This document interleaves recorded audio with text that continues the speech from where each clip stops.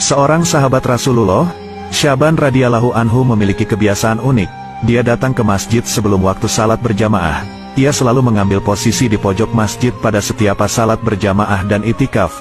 Alasannya, selalu mengambil posisi di pojok masjid karena ia tidak ingin mengganggu atau menghalangi orang lain yang akan melakukan ibadah di masjid. Kebiasaan ini sudah dipahami oleh semua orang, bahkan Rasulullah sendiri. Pada suatu pagi, saat salat subuh berjamaah akan dimulai, Rasulullah merasa heran karena tidak mendapati Syaban pada posisi seperti biasanya.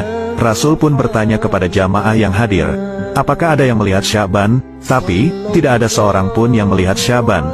Salat subuh pun sengaja ditunda sejenak, untuk menunggu kehadiran Syaban, namun yang ditunggu belum datang juga. Karena khawatir salat subuh kesiangan, Rasulullah pun memutuskan untuk segera melaksanakan salat subuh berjamaah. Hingga salat subuh selesai pun Syaban belum datang juga. Selesai salat subuh Rasul pun bertanya lagi, apakah ada yang mengetahui kabar Syaban? Namun tidak ada seorang pun yang menjawab. Rasul pun bertanya lagi, apa ada yang mengetahui di mana rumah Syaban? Seorang sahabat mengangkat tangan dan mengatakan bahwa dia tahu persis di mana rumah Syaban. Rasulullah sangat khawatir terjadi sesuatu terhadap sahabatnya tersebut. Rasul meminta diantarkan ke rumah Syaban. Perjalanan dari masjid ke rumah Syaban cukup jauh dan memakan waktu lama, terlebih mereka menempuh dengan berjalan kaki. Akhirnya, Rasulullah dan para sahabat sampai di rumah Syaban pada waktu salat duha. Kira-kira 3 jam perjalanan, sampai di depan rumah Syaban, beliau mengucapkan salam dan keluarlah wanita sambil membalas salam. Benarkah ini rumah Syaban? Tanya Rasulullah. Ya benar, ini rumah Syaban, saya istrinya, jawab wanita tersebut. Bolehkah kami menemui Syaban, yang tidak hadir salat subuh di masjid pagi ini, ucap Rasul. Dengan berlinangan air mata, istri Syaban menjawab, beliau telah meninggal tadi pagi. Innalillahi wa inna ilaihi rajiun, jawab semuanya. Satu-satunya penyebab Syaban tidak hadir salat subuh di masjid adalah karena ajal menjemputnya. Beberapa saat kemudian, istri Syaban bertanya, ya Rasulullah, ada sesuatu yang jadi tanda tanya bagi kami semua, yaitu menjelang kematiannya dia berteriak 3 kali dengan masing-masing teriakan disertai satu kalimat. Kami semua tidak paham apa maksudnya. Apa saja kalimat yang diucapkannya? Tanya Rasulullah. Di masing-masing teriakannya, dia berucap kalimat aduh, kenapa tidak lebih jauh? Aduh, kenapa tidak yang baru? Aduh, kenapa tidak semua? Jawab istri Syaban. Rasulullah pun melantunkan ayat yang terdapat surah Ka'af ayat 22. Sesungguhnya kamu berada dalam keadaan lalai dari hal ini, maka kami singkapkan daripadamu hijab yang menutupi matamu, maka penglihatanmu pada hari itu amat tajam. Saat Syaban dalam keadaan sakaratul maut, perjalanan hidupnya ditayangkan ulang oleh Allah. Bukan hanya itu, semua ganjaran dari perbuatannya diperlihatkan oleh Allah.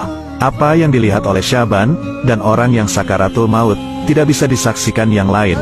Dalam pandangannya yang tajam itu Syaban melihat suatu adegan di mana kesehariannya dia pergi pulang ke masjid untuk salat berjamaah 5 waktu. Perjalanan sekitar 3 jam jalan kaki. Tentu itu bukan jarak yang dekat. Dalam tayangan itu pula Syaban diperlihatkan pahala yang diperolehnya dari langkah-langkahnya ke masjid, ujar Rasulullah. Dia melihat seperti apa bentuk surga yang dijanjikan sebagai ganjarannya. Saat dia melihat dia berucap, aduh mengapa tidak lebih jauh, timbul penyesalan dalam diri Syaban. Mengapa rumahnya tidak lebih jauh lagi supaya pahala yang didapatkan lebih indah? Dalam penggalan kalimat berikutnya Syaban melihat saat ia akan berangkat sholat berjamaah di musim dingin. Saat ia membuka pintu, berhembuslah angin dingin yang menusuk tulang. Dia masuk ke dalam rumahnya dan mengambil 1 baju lagi untuk dipakainya. Dia memakai 2 baju. Syaban memakai pakaian yang bagus, baru, di dalam, dan yang jelek, butut, di luar. Dia berpikir jika kena debu tentu yang kena hanyalah baju yang luar, dan sampai di masjid dia bisa membuka baju luar dan salat dengan baju yang lebih bagus.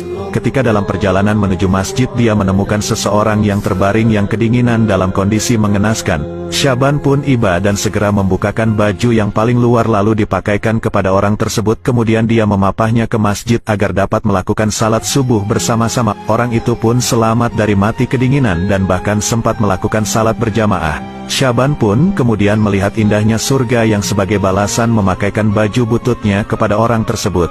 Kemudian dia berteriak lagi, aduh, kenapa tidak yang baru? Timbul lagi penyesalan di benak Syaban.